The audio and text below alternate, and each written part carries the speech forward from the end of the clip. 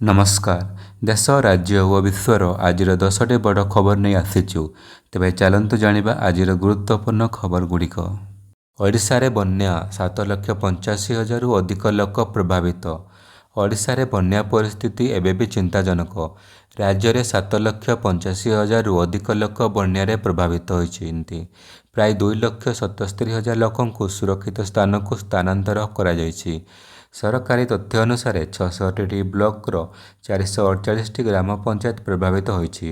42,200 हेक्टरରୁ अधिक चाष जमीर क्षति होइतिबा बेले प्राय 1,000 घर क्षतिग्रस्त होइछन्ति। विशेषकर जाजपुर और भद्रक जिलार स्थिति अधिक गंभीर। बैतरणी नदी दशरथपुर निकटरे विपद संकेत उपर प्रभावित होउथिला। मुख्यमंत्री मोहन माझी बन्यांचल परिदर्शन करने पर बन्या पीड़ितों पर 1,000 कोटी टंकार पैकेज घोषणा करिसेंति। चाषी को बिहन पनीपरिबा किट कीट और रोग नियंत्रण पर सहायता सहित पशुपालक मत्स्यजीवी और क्षतिग्रस्त जलसेचन प्रकल्प पर मध्य सहायता दियाजिबो। ओडिशा डीजीपी नियुक्ति मामला सुप्रीमकोर्टे शुणाणी पुणी सेप्टेम्बर 2 रे। ओडिशार परवर्ती डीजीपी नियुक्ति को नहीं सुप्रीमकोर्टे चली मामला आज चर्चा रही। राज्य सरकार डीजीपी चयन प्रक्रिया को चैलेंज करी पीआईएल दाखल होता। पूर्वर ओडिशा सरकार 3 जन डीजी रैंक अधिकारी नाम यूपीएससी को पठाइला। परे विचाराधीन अधिकारी संख्या बढ़ाई 11 करा जायतिला। एही प्रक्रिया सुप्रीमकोर्टर पूर्व निर्देश सह सामंजस्य कि नुहे ताहाकु नहीं प्रश्न उठी। आजिर शुणाणी पर मामलार परवर्ती शुणाणी सेप्टेम्बर 2 को धार्य होइछि। एपटे अंतरीण व्यवस्था भावे विनय मिश्र को डीजीपी दायित्वर अतिरिक्त चार्ज दिया जाइछि। एससी एसटी छात्र छात्री विदेश शिक्षा स्कॉलरशिप। ओडिशा सरकार आज एससी और एसटी छात्र छात्री एक नूआ विदेश शिक्षावृत्ति योजना आरंभ करिसेंति। योजनार नाम विदेश शिक्षावृत्ति। यही योजन विदेशर शीर्ष 200 क्यूएस रैंकिंग विश्वविद्यालय रे पीजी किंबा पीएचडी करने को चाहूले योग्य एससी और एसटी छात्र छात्री को सहायता मिलिबो। प्रति वर्ष 50 जन छात्र छात्री यार लाभ पाइपारे। परिवार वार्षिक आय सीमा 12 लाख टंका पर्यंत रही।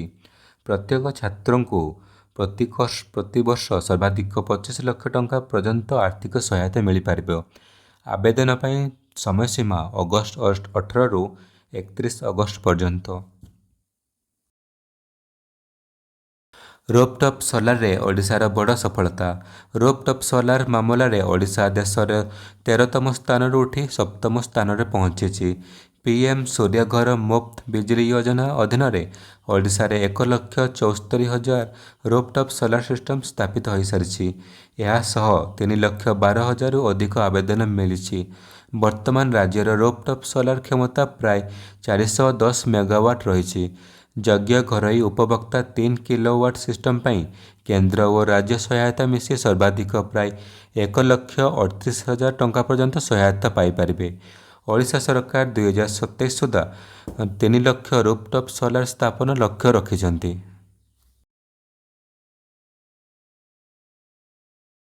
भुवनेश्वर में विश्वस्तरीय एथलेटिक्स मीट।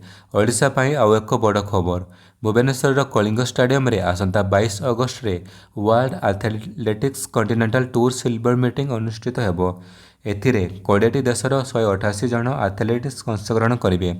सेमानंक मध्यरु 36 जन विश्वर टॉप 50 रैंकिंग रे अछंती।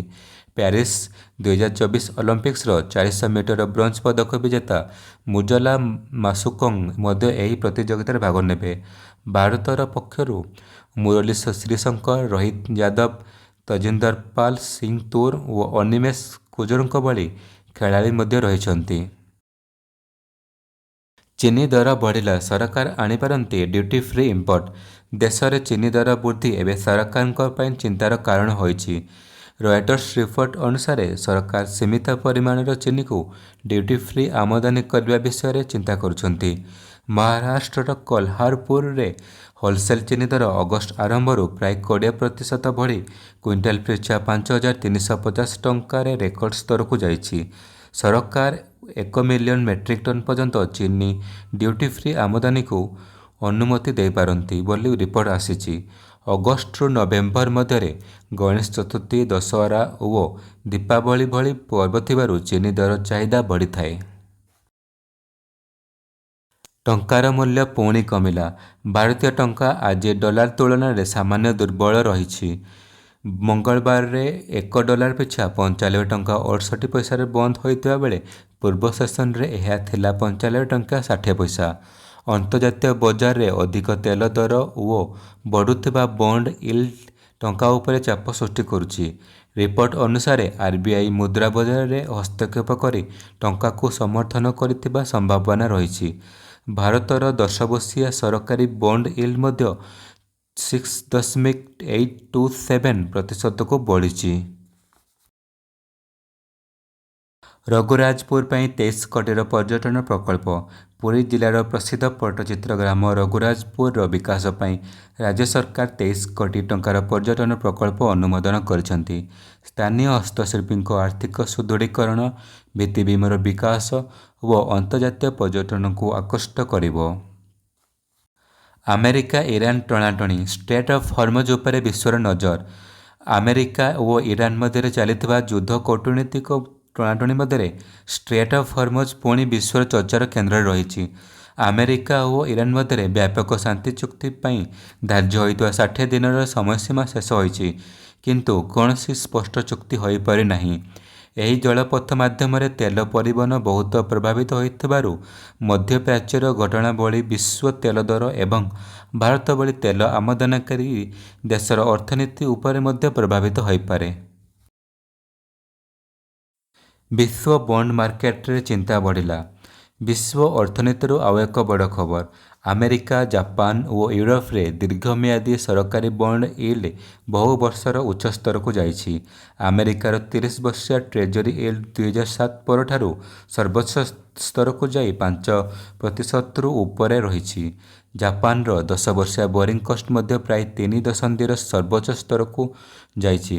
ବଢ଼ୁଥିବା ସରକାରୀ ଋଣ, ମୁଦ୍ରାସ୍ଫୀତି ଓ ଭୂ-ରାଜନୈତିକ ଟଣାଟଣି ଏହାର ମୁଖ୍ୟ କାରଣ ମଧ୍ୟରେ ରହିଛି। ବଣ୍ଡ ଇଲ୍ଡ ବଢ଼ିଲେ ସରକାର, କମ୍ପାନୀ ଓ ଘରୋଇ ଋଣ ନେଉଥିବା ଲୋକଙ୍କ ବୋରିଂ କଷ୍ଟ ଉପରେ ମଧ୍ୟ ପ୍ରଭାବ ପଡ଼େ। ତେବେ ଏଗୁଡ଼ିକ ଥିଲା ଆଜି ଅଗଷ୍ଟ 19, 2026ର 10ଟି ବଡ଼ ଖବର।